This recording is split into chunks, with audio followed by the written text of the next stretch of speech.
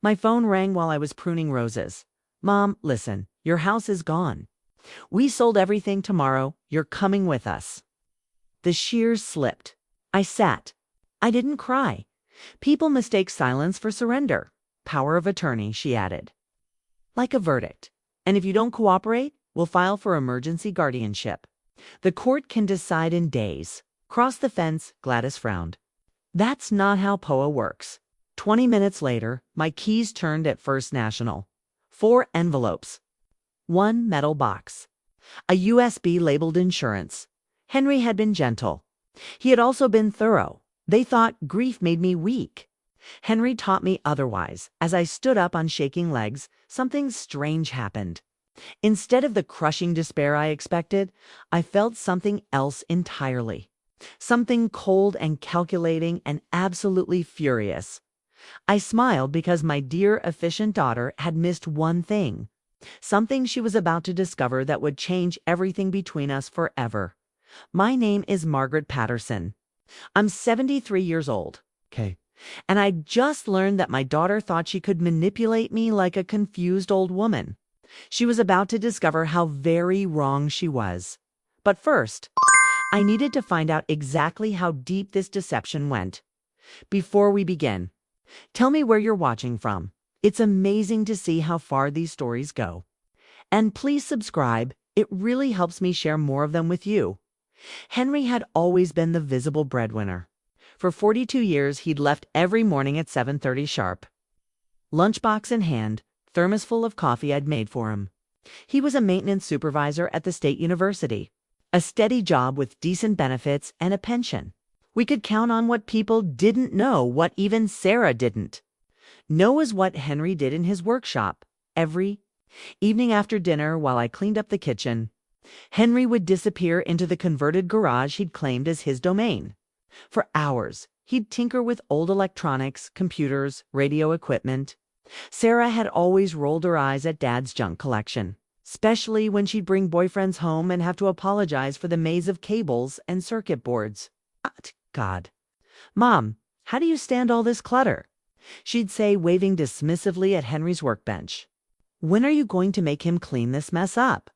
But Henry's junk had been making us money for decades. He'd started in the 80s, buying broken computers and electronics from the university's surplus sales, fixing them and selling them to students who couldn't afford new equipment. By the 90s, he was rebuilding and upgrading systems. By the 2000s, he was consulting for local businesses, designing custom solutions they couldn't get anywhere else. Every penny went into accounts Sarah knew nothing about. Real estate investments, stock portfolios, business partnerships with some of Henry's former clients who'd grown their small operations into major companies. Margaret, he'd told me just weeks before his heart attack. If anything happens to me, everything's in the safety deposit box at First National. Box 847. Don't let anyone pressure you into decisions until you've seen what's in there. Promise me. I'd kissed his forehead and told him nothing was going to happen. We had years ahead of us, decades maybe. But Henry had always been cautious, always planning for contingencies. He'd survived the recession of 2008 by diversifying our investments, years before anyone else saw the crash coming. Promise me. Margaret, I promise, sweetheart. Sitting in Gladys's kitchen with a cup of tea, warming my hands. I realized his caution was about to save me. But first, I needed to understand exactly what Sarah was really planning. Gladys, I need to ask you something, and I need you to be completely honest. Course. Dear, in the past few months, has Sarah or Michael been by the house when I wasn't home? Gladys hesitated. Well, yes, actually. Several times. Doing what? Michael said they were checking on things for you, making sure the house was secure. Sarah mentioned they were taking inventory of your belongings to help you prepare for eventual downsizing. My blood ran cold. How many times? Oh, I'd say 5 or 6 times over the past 2 months. They always had keys, so I assumed you knew. I'd never given them keys, which meant they'd either had copies made from my set, or they'd taken the spare key I kept hidden for emergencies. Gladys, did you ever see them taking anything out of the house? Well, yes, but Sarah explained that. She said you'd asked them to clean out Henry's workshop, donate his old electronics to charity. They made several trips with boxes and bags. Henry's workshop, where he'd kept 30 years of business records, client lists, financial documents, where he'd maintained files on every investment, every business partnership, every source of income Sarah didn't know about. They hadn't just been planning to sell my house. They'd been systematically looting it for months, looking for any assets they could find. Did they say anything else? Michael mentioned something about you having problems with your memory. Said you'd been getting confused about financial matters, forgetting to pay bills. He seemed very concerned. The picture became crystal clear. They'd been preparing the groundwork for months, establishing a narrative about my supposed mental decline, gaining access to my home, searching for assets, and building a case for why they needed to take control of my finances. I wasn't dealing with a spur-of-the-moment decision driven by Michael's job promotion. I was dealing with a carefully orchestrated plan to defraud me of everything Henry and I had built together. Gladys, I need to go to the bank. Right now? Of course, dear. Do you want me to drive you? Yes, and Gladys. If anyone asks, I'm having a medical emergency and you're taking me to the hospital. Margaret, what's going on? I'm about to find out. I called Janet Morrison, my neighbor across the street from Gladys's car. Margaret, dear, I was just thinking about you. How are you holding up? Janet, I need a favor. Could you check something for me in the MLS system? Of course, honey. What do you need? I need to know if my house is actually listed for sale. There was a pause. Margaret, what do you mean? Sarah just called. She says she's sold my house. I need to know if that's really true. Oh dear. Give me your address, though. I know it by heart, and I'll check right now. I could hear her typing in the background. Then silence. Margaret, your house isn't in the MLS. There's no active listing, no pending sale, nothing. Not under your name, not under Sarah's name, nothing. My suspicions crystallized into cold certainty. Janet, is there any record of it being listed at all in the past month? Let me check the history, ... No. Nothing. Margaret, if someone told you your house was sold, they were lying. Janet, one more thing. Have you seen Sarah or Michael at my house recently when I wasn't home? Oh yes, several times. Sarah said you'd asked them to start cleaning out Henry's things. She mentioned you were considering moving somewhere smaller but wanted to take your time making the decision. After I hung up, I sat in Gladys's passenger seat trying to piece together the full scope of Sarah's deception. She'd lied about the house being sold. She'd lied about Michael's promotion. She'd probably lied about the assisted living facility in Seattle. But why the elaborate charade? If they wanted to search the house more thoroughly, they could have just asked. If they needed money, they could have come to me directly. Unless they already knew there was money to be found. Unless they'd already found evidence of Henry's hidden assets and realized the scope of what they were dealing with. The thought made my stomach clench. How long had they been planning this? Gladys, I need to make one more call before we go to the bank. I dialed Sarah's number. She answered on the first ring. I'm so glad you called back. I know this is all overwhelming, but Sarah, I need to ask you something, and I want a straight answer. Of course. When you were cleaning out your father's workshop, did you find anything? Unusual? Silence. Long enough to confirm my worst fears. What do you mean unusual? I mean business records. Financial documents. Things that might have surprised you. We only took old electronics to donate. Some broken radios and computer parts. Nothing important. She was lying. I could hear it in the slight strain in her voice, the way she was speaking just a little too carefully. Sarah, where are you right now? I'm at home, packing for the move. What move? I thought you said Michael got promoted and you were moving to Seattle. Another pause. We are moving to Seattle. But you just said you were at home packing. If you're moving to Seattle, wouldn't you be packing at your house in Denver? I could almost hear her mind racing, trying to keep her story straight. I meant, I'm at your house, Mom, packing your things. Like I told you, the movers come Thursday. Asterisk, you're at my house right now. Yes. What room are you in? The kitchen. Look out the kitchen window and tell me what you see. Mom, I don't understand. Humor me. I see your garden. The roses are blooming beautifully. Sarah, I'm looking at my kitchen window from Gladys's driveway right now. There's nobody in my kitchen. The silence stretched so long, I thought she might have hung up. Finally, Mom, I can explain. Asterisk, I'm sure you can. But first, I want you to listen very carefully. In 1 hour, I want you and Michael at my house. Not for packing. Not for helping. For a conversation about what you've really been doing for the past 2 months. Mom, 1 hour, Sarah, and bring everything you took from your father's workshop. I hung up before she could respond. Gladys was staring at me with something between admiration and concern. Margaret, I've never seen you like this. Like what? Like someone who's not going to be pushed around. I spent 42 years married to a man who taught me that being kind doesn't mean being weak. I think it's time Sarah learned that lesson too. First National Bank had been my financial home for 37 years. Janet McReynolds, the branch manager, greeted me with the same warm smile she'd had since she started as a teller 15 years ago. But I could see the concern in her eyes. Mrs. Patterson, how are you holding up? I know it's been difficult since Henry passed. I'm managing, thank you. I need to access my safety deposit box. Number 847, of course. Is everything all right? You seem a bit tense. I realized my hands were still shaking with suppressed fury. Janet, have there been any inquiries about my accounts recently? Anyone asking questions about Henry's finances or my financial status? Her expression grew serious. Well, your daughter came in about 3 weeks ago. She said she was helping you organize your financial records and wanted to understand what accounts you had here. What did you tell her?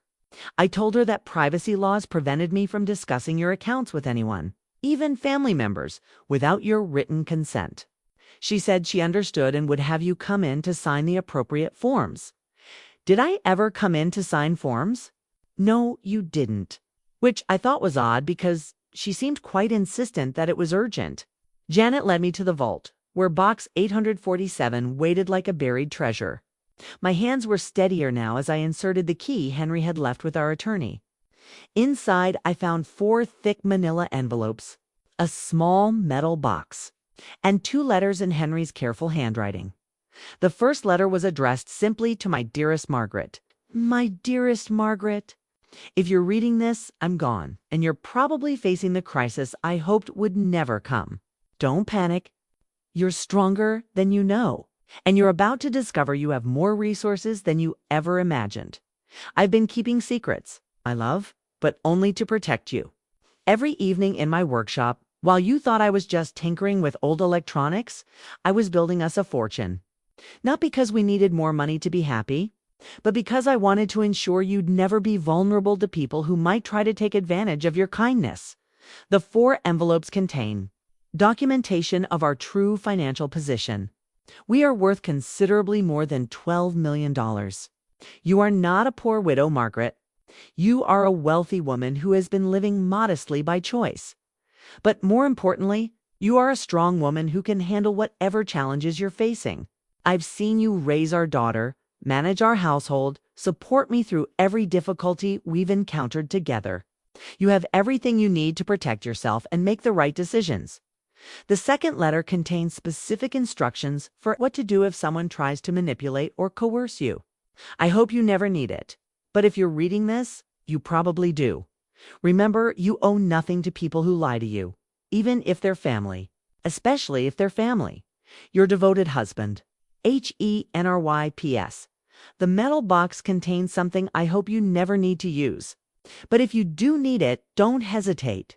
My hands were shaking again, but not from fear. From a combination of grief and rage and something that felt almost like relief. Henry had known this might happen. He'd prepared for it. The first envelope contained real estate holdings that took my breath away. Besides our house, we owned 9 rental properties in 4 different states, 3 small apartment buildings, and a commercial building in downtown Denver that housed 6 businesses. The rental income was over $25,000 a month. The second envelope contained investment portfolios and business partnerships that made me dizzy to read. Henry had been methodical about diversifying our assets. Stocks, bonds, mutual funds, and business investments worth over $6 million. The third envelope documented the consulting business Henry had been running under a corporate name for 20 years. His clients included some of the largest technology companies in Colorado. The business was currently worth over $4 million in ongoing contracts and intellectual property. But it was the fourth envelope that made my blood run cold. Inside was a private investigator's report, dated 8 months before Henry's death. The subject of the investigation was Sarah and Michael, according to the report. They'd been in serious financial trouble for over 3 years. Michael's gambling addiction had cost them their savings, their children's college funds, and had left them facing bankruptcy. They'd borrowed money from increasingly dangerous sources, used credit cards to make minimum payments on other credit cards, and were living in a house of cards that was about to collapse spectacularly.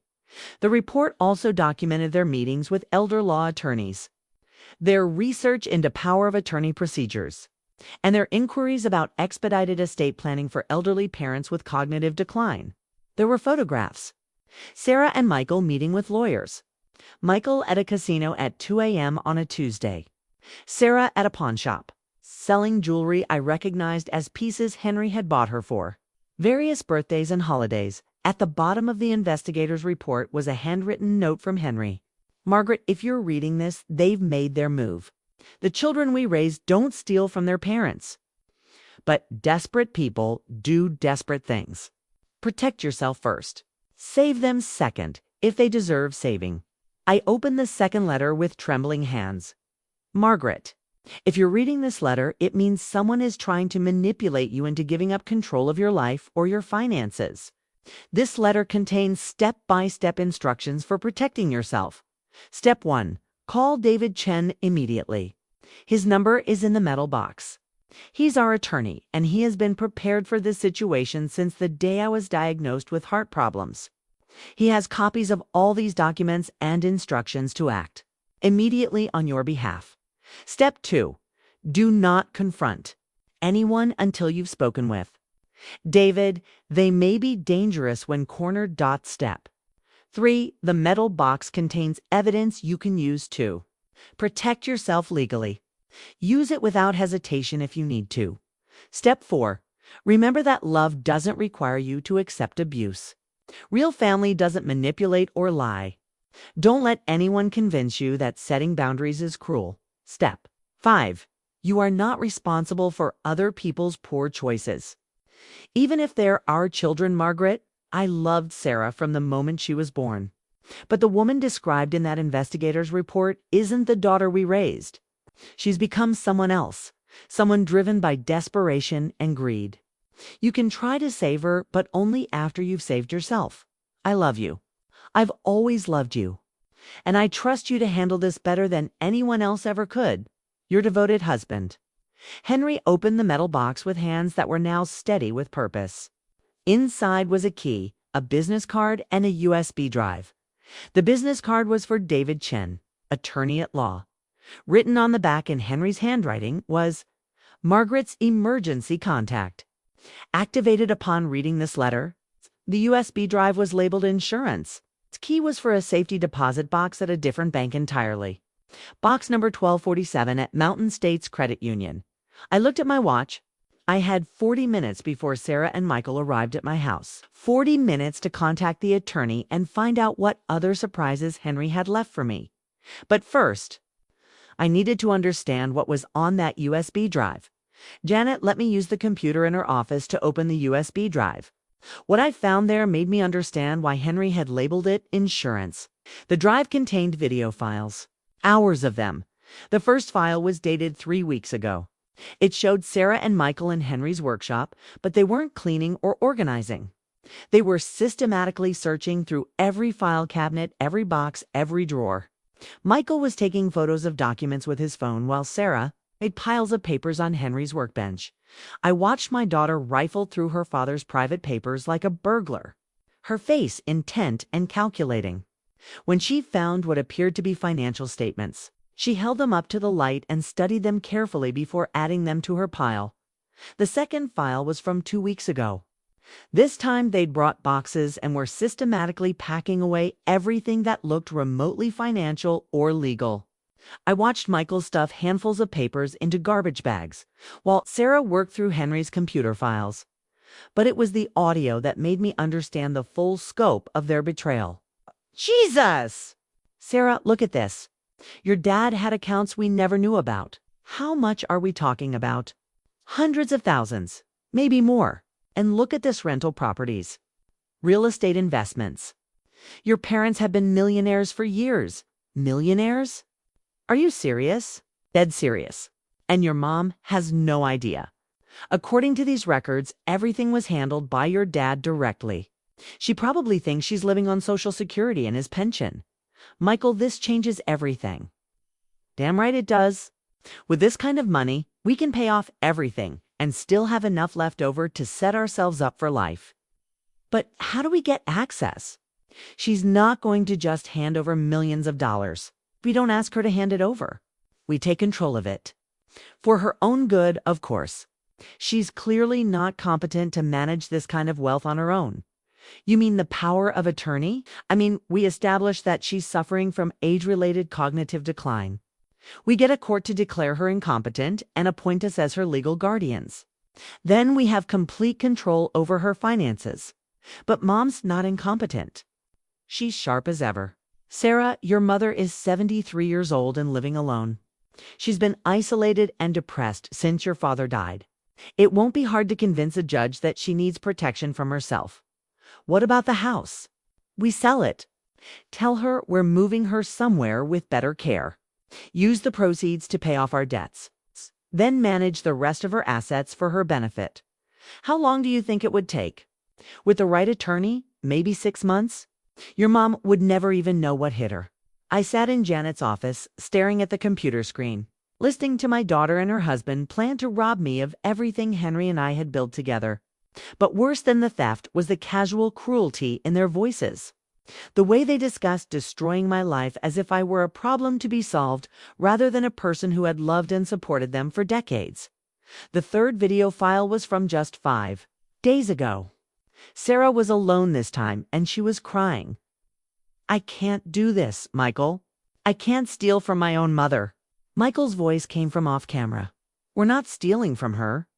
We're protecting her from herself by lying to her, by manipulating her, by making her think she's losing her mind. Sarah, we don't have a choice. The people we owe money to aren't going to wait much longer. If we don't come up with the cash soon, they're going to start collecting in other ways. Do you understand what that means? But there has to be another way. There is no other way. Your mother is sitting on millions of dollars while we're about to lose everything. She doesn't need that money. She lives like she's on welfare anyway. We can make sure she's taken care of, and we can save our own lives at the same time. What if she finds out? How is she going to find out? She doesn't even know the money exists.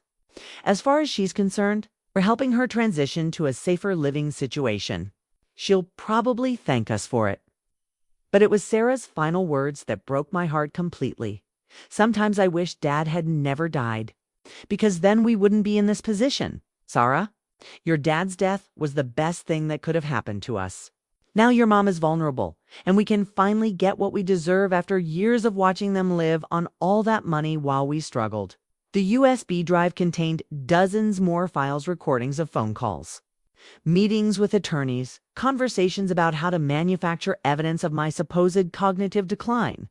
Henry had somehow managed to bug his own workshop and record everything that happened there after his death. I ejected the USB drive and slipped it into my purse. I now had everything I needed to destroy my daughter's life completely and permanently. The question was, did I want to? I called David Chen from Janet's office. He answered on the first ring. Mrs. Patterson, I've been expecting your call. Henry told me you might need my services someday. Mr. Chen, I'm calling because my daughter has been lying to me about selling my house and placing me in assisted living. I think she's trying to steal from me. I know. Henry prepared me for this exact scenario. Can you meet me at my office immediately? How could you know? Because Henry hired me to monitor your situation after his death. I've been tracking your daughter's activities for months. 20 minutes later, I was sitting in David Chen's office, looking at files that contained even more evidence of Sarah and Michael's planning. David was a small, precise man in his 50s who spoke with the calm authority of someone who'd spent decades protecting people from their own families. Mrs. Patterson, I need you to understand that what your daughter is planning constitutes elder abuse, fraud, and conspiracy. These are serious felony charges that could send both her and her husband to prison for several years. What are my options? We can have them arrested immediately. The evidence is overwhelming. We have recordings, documents, photographs, and witness testimony. The district attorney would love a case this clear-cut. What's the alternative? We confront them with the evidence and give them a choice: disappear from your life permanently or go to prison. Is there a third option? David studied me carefully. There might be, but it would require you to be very strong and very careful. And it would mean allowing them to believe they've succeeded, at least temporarily. What do you mean? We let them think they've manipulated you successfully. We make them believe you're incompetent and vulnerable. And then we watch them hang themselves. Why would I want to do that?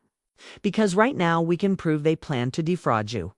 But if we let them actually attempt the fraud, we can prove they committed it. The difference is between a few years in prison and a decade or more. I thought about the videos I'd watched. The casual cruelty in their voices, the way they discussed destroying my life as if I were already dead. Mr. Chen, there's something else I need to know. Are my grandchildren involved in this? No, according to our surveillance, Sarah and Michael have kept the children completely in the dark. In fact, they've told them that they're moving to help take care of you, that it's a family obligation. That was something, at least. Whatever Sarah had become, she hadn't corrupted her children. How long would we need to maintain the deception? Not long. A week, maybe 2. Just long enough for them to make the moves that will seal their fate legally. I looked around David's office, filled with law books and framed diplomas and certificates of appreciation from grateful clients. Henry had chosen this man to protect me, had trusted him with our family's future. Mr. Chen, I need to ask you something. And I need you to be completely honest, of course. Do you think my daughter can be saved? Do you think there's any chance she can come back from this? He was quiet for a long moment. Mrs. Patterson, I've been handling elder abuse cases for 15 years. I've seen children steal everything from their parents, lie to them, manipulate them, abandon them. Some of them were good people who made terrible choices under pressure. Others were just bad people who finally showed their true colors. Which kind is Sarah? I honestly don't know. But I can tell you this. The only way to find out is to force her to confront the full consequences of her choices. If she's still the daughter you raised, she'll choose to make things right. If she's become someone else entirely, she'll choose to protect herself no matter who gets hurt. I made my decision. Let them think they've won. But I want safeguards in place to protect me if things go wrong.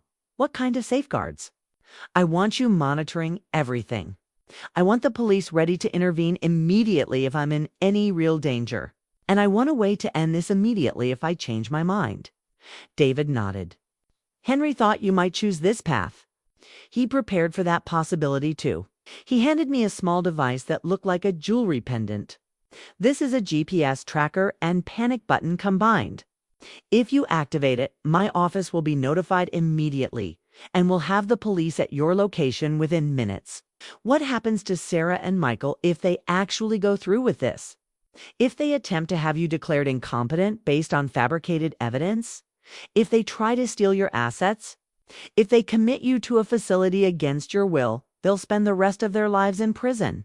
I slipped the pendant around my neck. Then let's see what kind of people my daughter and her husband really are. I arrived home 15 minutes before Sarah and Michael were supposed to meet me. I used those 15 minutes to hide the evidence I'd gathered, set up the recording equipment David Chen had given me, and prepare for the performance of my life. When they arrived, I was sitting in Henry's chair, looking confused and fragile and every bit the vulnerable widow they expected to find. Mom. Thank you for calling us, Sarah said, rushing to my side with what appeared to be genuine concern. We were so worried when you seemed upset on the phone. I'm sorry I was sharp with you earlier, sweetheart. I've been having such a difficult time lately. Sometimes I get confused and say things I don't mean. I watched Michael and Sarah exchange glances, the kind of look that said their plan was working perfectly. Asterisk. That's exactly what we're worried about. Mom, Sarah said, sitting on the arm of my chair, you've been under so much stress since Dad died. It's affecting your judgment. I know. And I've been thinking about what you said about Seattle. Maybe you're right. Maybe I do need more help than I've been willing to admit. Sarah's face lit up with relief. Mom, that's wonderful. I know this is hard, but you're going to love the facility we found. It's more like a resort than a nursing home. Asterisk, but what about the house?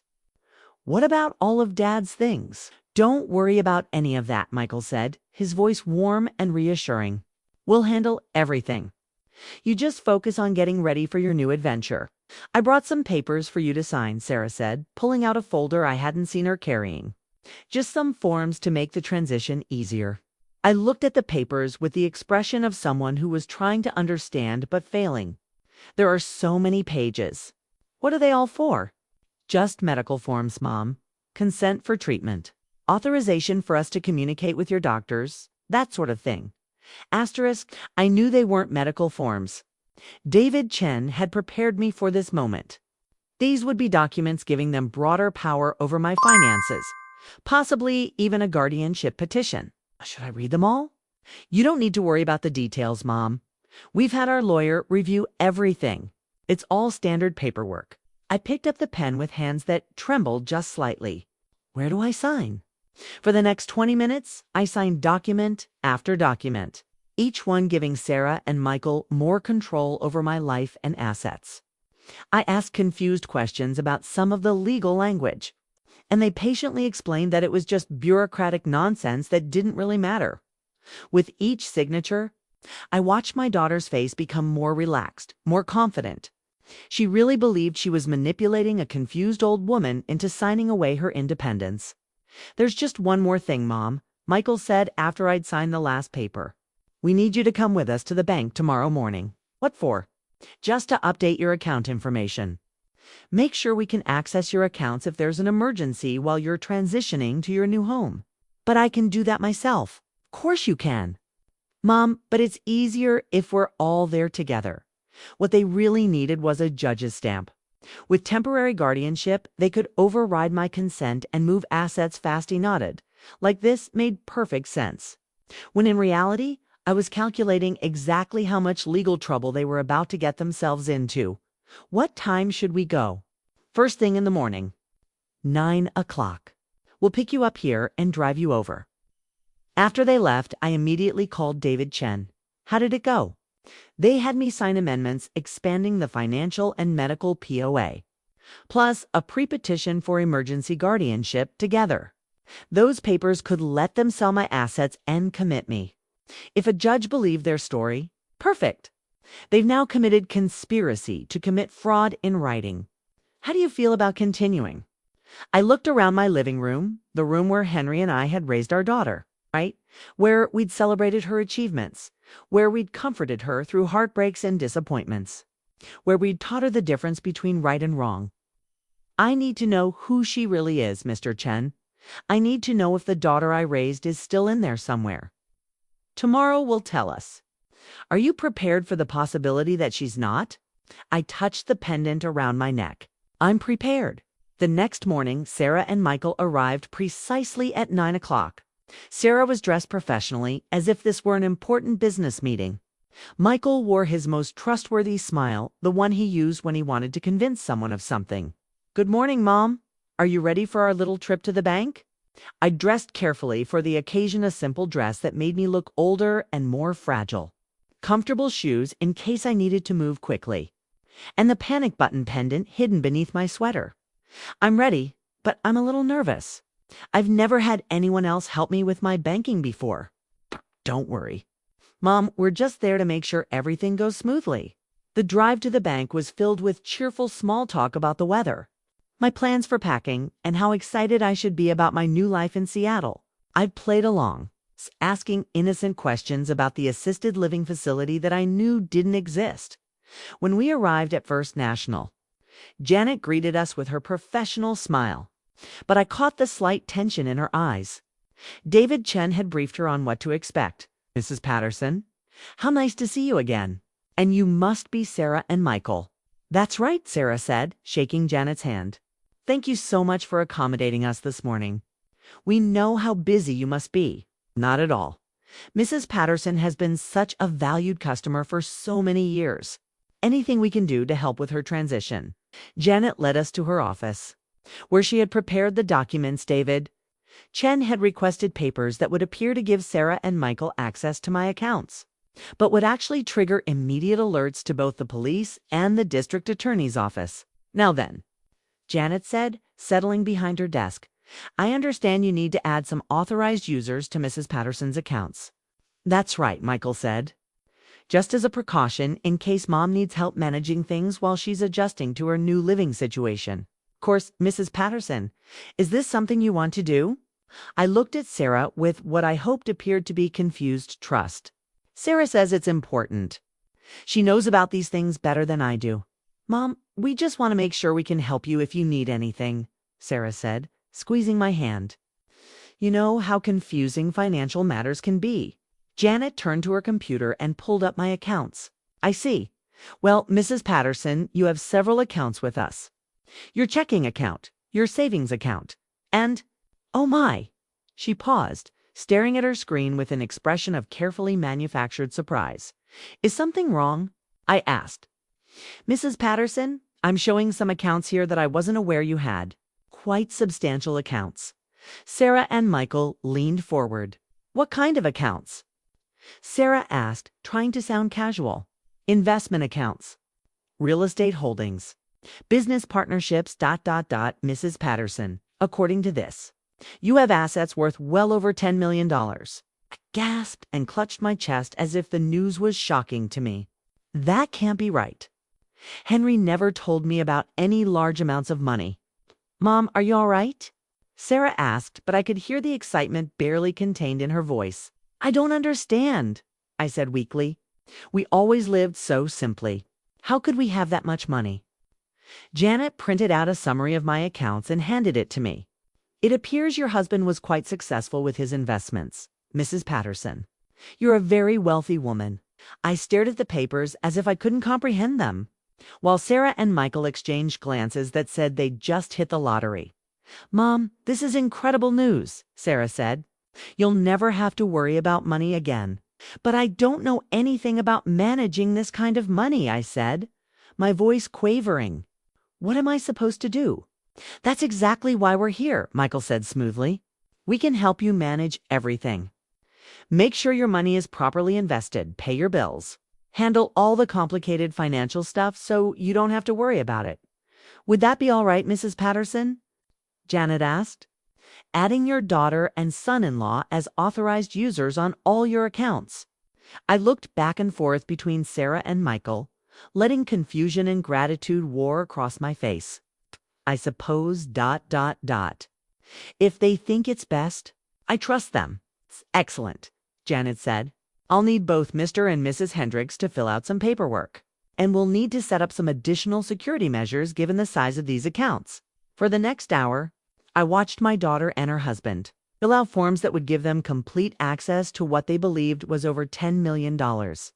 I watched Sarah's hand shake slightly as she signed her name, not from nervousness, but from barely contained excitement. I watched Michael calculate numbers on his phone, probably figuring out how much they could steal without it being immediately obvious. I watched them discuss, in whispers they thought I couldn't hear, how quickly they could liquidate various assets, and how much money they'd need to disappear completely. And with each passing minute, I felt my heart break a little more. When we finished at the bank, they drove me home with barely contained jubilation. "I hope you understand how much this changes things," Sarah said as we pulled into my driveway. "What do you mean?" "Well, with this much money, you could afford the very best care. Private nurses, the finest facilities, anything you need.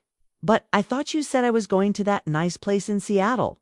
"Oh, we can do much better than that now. There are exclusive facilities, the kind that cater to very wealthy clients. Places where you'd have your own apartment, Gourmet meals, personal attendance. That sounds expensive. You can afford it now. You can afford anything. When we reached the house, Michael helped me out of the car with exaggerated care, as if I were made of spun glass. Mrs. Patterson, Sarah and I were thinking it might be best if we stayed here with you for the next few days, just to help you process this news and make sure you're comfortable with all the changes. Stay here, just temporarily, Mom, until we can get you settled in your new place. I knew what this really meant. They wanted to be in the house to monitor my activities to make sure I didn't do anything that might interfere with their plans. They probably also wanted access to Henry's workshop and any other documents they might have missed. I suppose that would be nice. I have been feeling lonely lately. Wonderful. We'll go get our things and be back this evening. After they left, I called David Chen. It's done. They now have access to decoy accounts that contain exactly enough money to make them commit multiple felonies. How much did they think they were getting access to? Over $10 million. And how do you feel about what happened today? I sat in Henry's chair looking at the framed photo of Sarah on her wedding day. She'd been radiant that day, full of hope and love and dreams for the future. The woman who'd sat next to me in the bank today, calculating how to steal from her mother, was someone I barely recognized. Feel like I'm grieving my daughter while she's still alive. Mrs. Patterson, you still have the option to stop this. We can have them arrested right now based on what they did today. No, I need to see how far they'll go. I need to know if there's anything left of the girl I raised. What if there isn't? Then at least I'll know. That evening, Sarah and Michael returned with enough luggage for a week-long stay. They'd also brought Sarah's laptop, Michael's tablet, and what appeared to be several boxes of files. Mom, we hope you don't mind, but we brought some work with us, Sarah said as they settled into the guest room. Michael needs to wrap up some things before we move to Seattle. I knew the work was actually research into how to transfer my assets without triggering banking alerts, how to liquidate investments quickly, and probably how to find buyers for my real estate holdings over dinner. They kept the conversation light and cheerful, discussing their plans for my future with the enthusiasm of people planning a vacation rather than a theft. We've been looking at some amazing facilities, Sarah said, showing me pictures on her phone. This one has a spa, a library, even a small golf course. This looks lovely, dear. The best part is, with your financial situation, you could afford a private suite, your own kitchen, living room, even space for some of your furniture and personal things. How much would something like that cost? About $12,000 a month, Michael said. But Mom, you're earning more than that just in investment income. You could live there forever and still have money left over. I nodded as if this made perfect sense, when in reality I was calculating that they planned to steal roughly $144,000 per year just to maintain their fiction about my living arrangements. It's just one thing we need to take care of first, Sarah said, producing yet another document. We need to sell this house. Sell my house. Mom, you don't need a house this big anymore. And honestly, the real estate market is really hot right now. We could probably get twice what Dad paid for it. But this is where we live together. Where you grew up. I know it's sentimental, Mom, but think about it practically. This house is just sitting here, costing money for taxes and maintenance, while you're living somewhere else. Wouldn't it make more sense to sell it and use that money for your care? The document she wanted me to sign was a listing agreement with a real estate agent, one who specialized in quick sales and would ask minimal questions about the circumstances. I don't know. Sarah, it seems so final. Change is always scary. But this is a good change. You're moving on to the next phase of your life. I looked at the paper, then at my daughter's face. She was watching me with the intensity of someone whose entire future depended on my signature. Where do I sign? As I signed away the house where I'd spent 30 years of my life, I watched Sarah's face transform. The mask of concerned daughter slipped for just a moment, and I saw something underneath that chilled me to the bone. Greed, pure calculating greed, and something else. Relief that she'd finally gotten what she wanted from the stupid old woman who'd been foolish enough to trust her after dinner. They excused themselves to work on some financial planning in the guest room. I knew they were actually planning how to steal from me, but I played along. Settling into the living room to watch television. Around midnight, I heard them talking in low voices. I crept closer to the guest room door where I could make out their conversation. Jesus, Sarah, do you realize how much money we're talking about? Over $10 million, Michael. We could pay off everything and still have enough to disappear completely. How quickly can we move it? The accounts I signed for today will be active tomorrow. We can start transferring money immediately. What about the house? The realtor thinks we can have it sold within 2 weeks if we price it right. And your mom? What about her? What happens to her once we've taken everything? There was a long pause.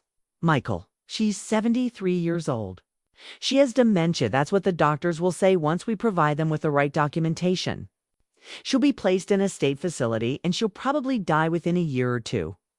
You're talking about murdering your mother. I'm talking about allowing nature to take its course. She's old, Michael. She was going to die soon anyway. This way, at least her death serves a purpose. I had to grip the doorframe to keep from collapsing. My daughter wasn't just planning to steal from me. She was planning to kill me. Not with violence, but with neglect and abandonment, leaving me to die alone in some state-run facility, while she lived on the money Henry and I had worked our entire lives to build. I crept back to my bedroom and called. David Chen, they're planning to kill me? What do you mean? I told him what I'd heard. Mrs. Patterson, I think it's time to end this. We have more than enough evidence to put them away for the rest of their lives. Not yet. What more do you need to see? I need to see if she'll actually go through with it. I need to know if my daughter is actually capable of murder. This is getting dangerous. I have the panic button, and I need to know the truth. There was a long silence. Mrs. Patterson, what if the truth is more horrible than you can accept? Then at least it will be the truth. The next morning, Sarah and Michael were up early, busy with their laptops and phones. They were making calls to banks, investment firms, and real estate agents, setting their plan in motion. I played the part of the confused elderly woman, asking innocent questions about what they were doing, and accepting their explanations that they were taking care of business for me. Around noon, Sarah approached me with a concerned expression. I need to talk to you about something important. What is it, dear? Michael and I have been reviewing your medical records with a specialist, and we're concerned about some of the symptoms you've been showing. What kind of symptoms? Memory loss, confusion, difficulty making decisions? The doctor thinks you might be developing dementia. I let my face crumple with fear. Dementia? Like what happened to your Aunt Ruth? It's possible, Mom. But the good news is, we caught it early. With the right treatment and care, we can slow the progression significantly. What kind of treatment? There's a special facility that specializes in early-stage dementia care. It's about an hour from here. They want to do a full evaluation, probably keep you for observation for a few weeks. I knew there was no such facility. They were planning to commit me somewhere I couldn't interfere with their theft of my assets. Do I have to go? Mom, it's for your own good. And ours too, we need to know how to take care of you properly. When would I go? Tomorrow morning. We've already made the arrangements. That night, I lay in my bed listening to them make their final preparations. They were transferring money out of my accounts, contacting buyers for my real estate holdings, and arranging for my commitment to what was probably a state psychiatric facility in the morning. I would discover whether my daughter was capable of following through with murder. I called David Chen one last time. Tomorrow morning. They're taking me to be committed somewhere. If you don't hear from me by noon, activate all the protocols. Mrs. Patterson, please reconsider. End this now. I can't. I have to know. I hung up and tried to sleep, knowing it might be the last night I ever spent in the home, Henry. And I had shared for 3 decades. They came for me at 8 in the morning. Sarah was carrying a small suitcase she'd packed for me, and Michael had printed out directions to what he said was the medical facility. Are you ready, Mom? I looked around my living room one last time, at the photos of our family, at Henry's chair, at the life we'd built together. I'm scared, Sarah. I know, Mom, but we'll visit you all the time. And once the doctors figure out the best treatment plan, maybe you can come home. It was a lie, and we both knew it. The drive took 45 minutes through parts of the city I didn't recognize. We eventually pulled up to a building that looked nothing like a medical facility. It was old, institutional, with barred windows and security guards. "This doesn't look like a hospital," I said. "It's not a traditional hospital." "Mom, it's a specialized care facility." Michael helped me out of the car and guided me toward the entrance. As we approached the building, I realized what it actually was. It was a state psychiatric facility, the kind of place where people disappeared forever. Sarah had brought me here to be committed as mentally incompetent, probably under a false name, while she and Michael liquidated my assets and disappeared with my money. As we reached the entrance, I made my decision. I was not going to die in this place. I was not going to let them win. I activated the panic button. Within minutes, police cars surrounded the building. David Chen arrived with officers from the county district attorney's office, adult protective services, and state police, charging them with financial elder abuse, guardianship fraud, and attempted unlawful commitment. Sarah and Michael were arrested on the spot. The intake staff who agreed to process me without proper documentation were charged as well, along with several staff members at the facility who had been paid to accept me without proper documentation. As I watched my daughter being read her rights, she looked at me with an expression I'll never forget. Not shame, not remorse, not even anger.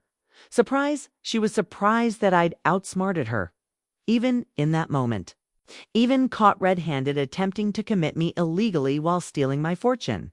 She couldn't believe that her stupid old mother had been clever enough to outmaneuver her.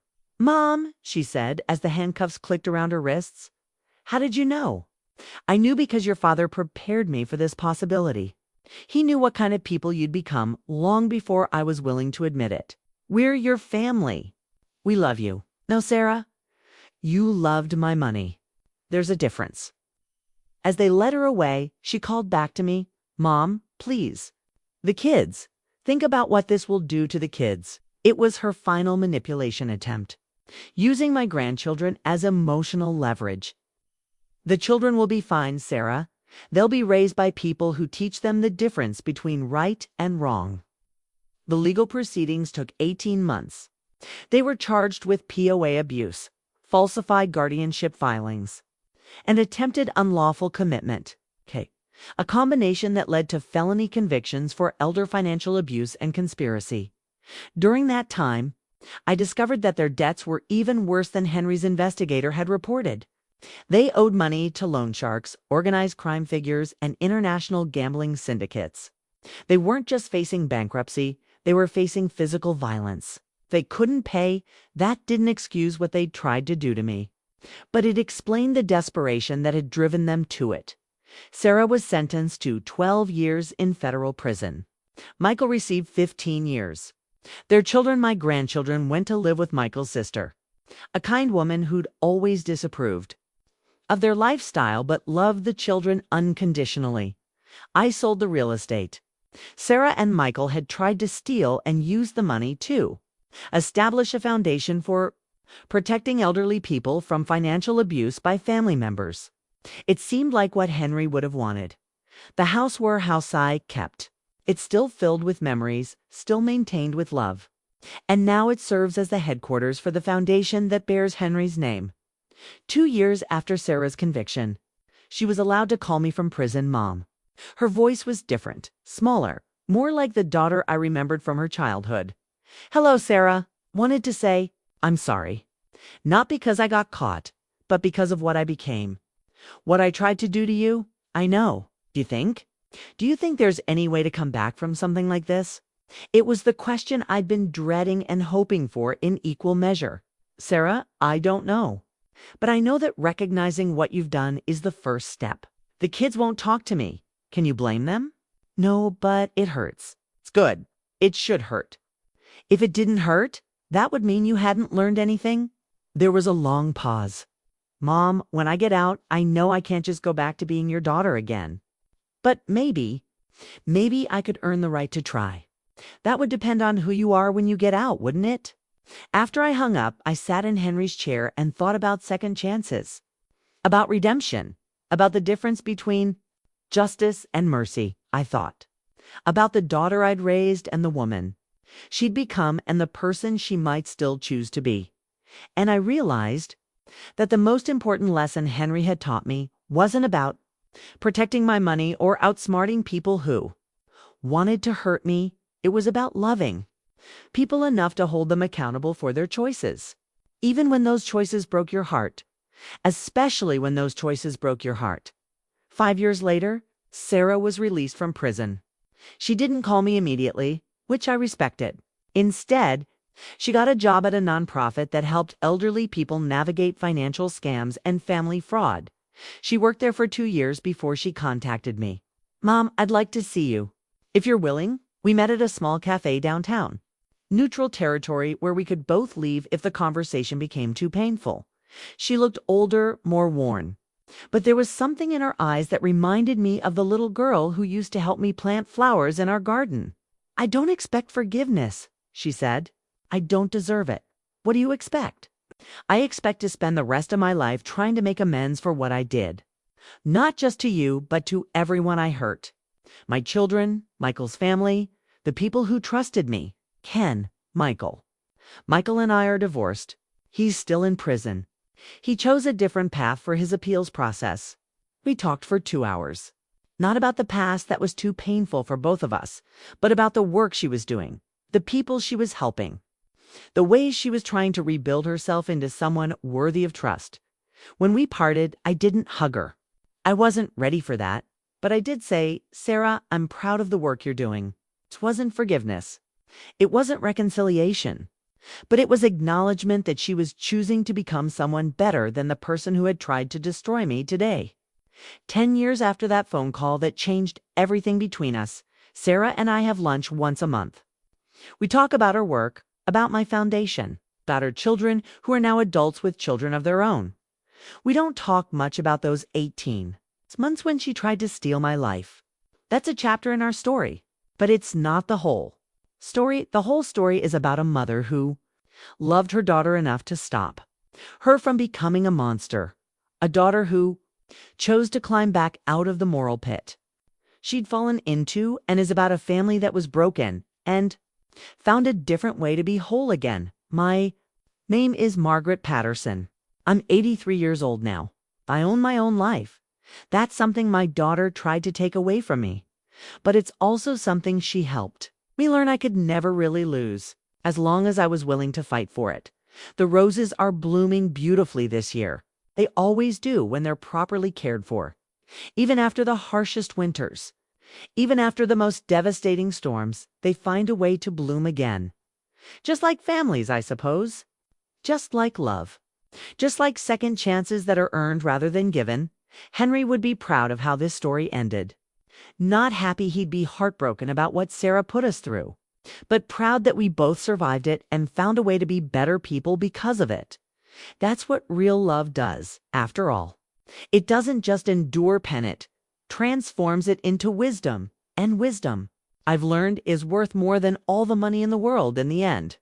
This wasn't just about money. It was about dignity, truth, and the courage to rise after betrayal. Because sometimes the greatest justice isn't revenge. It's showing the world that kindness can be powerful. Silence can be a strategy, not surrender. What would you have done if your own family betrayed you? Tell me in the comments. Your story might give someone else the courage to speak up. Don't forget to like, share, and subscribe. Your voice here counts. *.